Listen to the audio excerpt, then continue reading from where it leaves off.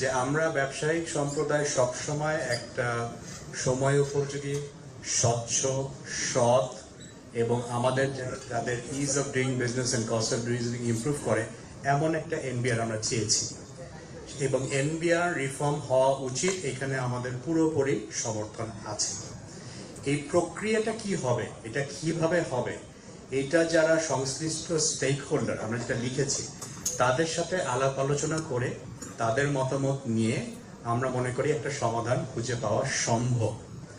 আমরা জানি যে এনবিআর এ সৎ এবং কর্মঠ এবং দেশপ্রেমী অফিসার আছেন, তাদের ভবিষ্যৎ কি হবে এটা তাদের জন্য একটা ন্যায্য প্রশ্ন।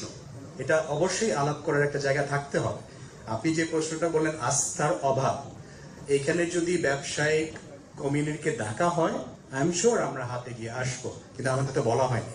উল্টো কি দেখছেন, আমরা যারা এফেক্টেড, যে কথাটা বাবু ভাই বললেন যে আমরা যদি আজকে প্রত্যেক দিন বাংলাদেশের প্রত্যেকটা অর্থনৈতিক কর্মকাণ্ড শুধুমাত্র রপ্তানি নয়, আমদানি ব্যাহত, সরবরাহ ব্যাহত, আজকে ওষুধ শিল্প এখানে আছে, ডোমেস্টিক কনজাম্পশন আছে, ঠিক যখন আমরা একটু আশার বুকের দিকে তাকাচ্ছিলাম, সারা পৃথিবীতে কি হচ্ছে আমাদের থেকে ভালো আপনারা জানেন।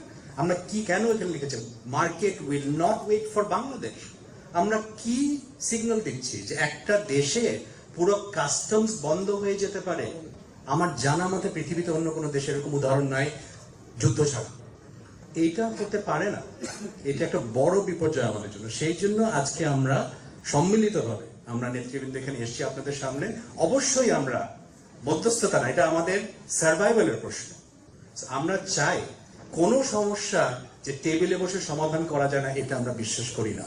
In good faith, without precondition বসতে হবে, কথা শুনতে হবে, কিছু ছাড় দিতে হবে, কিন্তু দুটো জিনিস প্রথমেই যেটা ফারিস ভাই বলেছেন, এনবিআর এর সংস্কার হতে হবে। আমি ব্যক্তিগতভাবে অনেক এনবিআর অফিসের সাথে কথা বলেছি, ওনারাও চাচ্ছেন সংস্কার হোক, নাসিম ভাই সংস্কার হোক, কিন্তু আমাদের সাথে আলাপ করেন আমাদের ভবিষ্যৎ কি। আমি একটা উদাহরণ দিয়ে শেষ করব। আমি একজন ইয়াং ফার্স্ট সেক্রেটারির সাথে কথা বলেছি একটা অফিসে দাঁড়িয়ে। উনি বলছেন যে আমি যখন সকালবেলায় অফিসে যাচ্ছি আমার মা জিজ্ঞেস করছে তুমি কোথায় যাচ্ছ, তোমার অফিস তো বিলুপ্ত হয়ে গেছে। তো আমি তো বিসিএস পরীক্ষা দিয়ে চাকরিতে ঢুকেছি।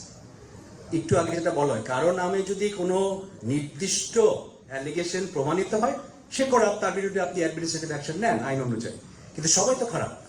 তো তাদেরকে তাদের ভবিষ্যতে তো বুঝিয়ে দিতে হবে। এটার উপায়টা কি? গতকাল আমরা অর্থ উপদেষ্টার সাথে কথা বলেছি, আমাদের এখানে আইসিসি